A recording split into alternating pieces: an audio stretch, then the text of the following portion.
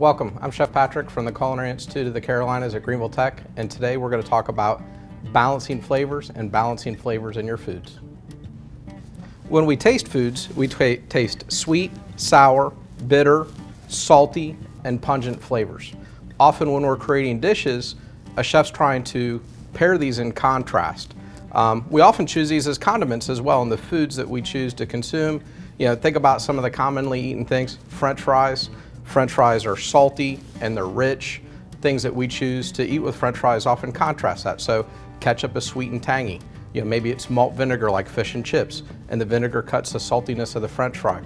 So when we talk about balancing flavors of foods and in contrast, we're looking at contrasting ingredients. So common flavor combinations we see in many examples are going to be between sweet and salty. So think about how maple syrup goes well with the saltiness and the richness of bacon, or how a salty peanut goes very well with the sweetness of a hot fudge sundae.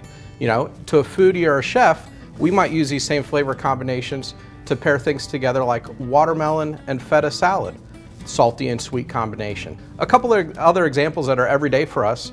Think about the flavor of a nice grilled steak.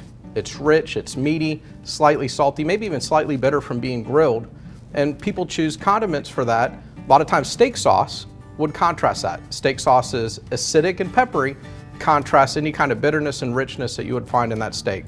You know, what about ketchup? You know, someone's cringing when I said that, you know, but ketchup is sweet and tangy. And if I were to serve you a steak with some caramelized onions, you'd probably be excited about that. That's just a sweet flavor as well, just like ketchup is.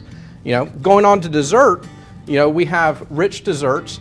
Often as a chef, we're going to pair some tart berries with that rich dessert for color and for contrast. So when you have a rich chocolate dessert or cheesecake, first couple bites taste great. Third, fourth bite in, you lose the richness. You take a bite of that tart berry, or maybe go into the bitter category, take a sip of that strong black cup of coffee, and that cuts the sweetness of the dessert. Think about this in your everyday cooking. When you're out cooking something and you decide it's got enough salt, but it's missing something, it's rich, but it's missing something, think about our discussion here in this flavor wheel and think about choosing a contrasting flavor. Thank you for your time. Please check out our other videos.